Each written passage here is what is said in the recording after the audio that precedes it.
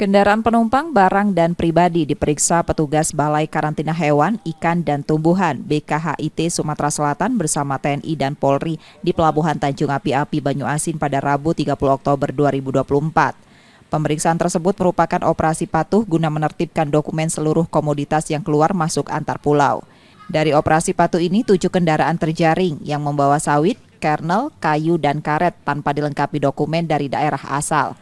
Sanksi administrasi untuk kendaraan yang tidak dilengkapi dokumen diberi kesempatan melengkapinya 3 kali 24 jam dan diberi waktu penolakan selama 1 kali 24 jam. Terakhir akan dilakukan pemusnahan. Untuk sanksi hukum bagi kendaraan yang membawa komoditas antar pulau yang tak dilengkapi dokumen akan dikenakan sanksi pidana selama 2 tahun dan denda 2 miliar rupiah.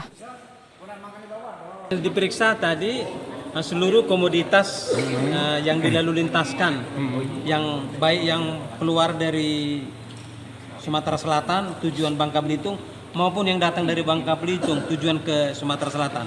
Jadi semua komoditas baik itu yang dibawa truk, bawaan penumpang tetap kita periksa, semua diperiksa. Yang pertama ya kita penertiban administrasi.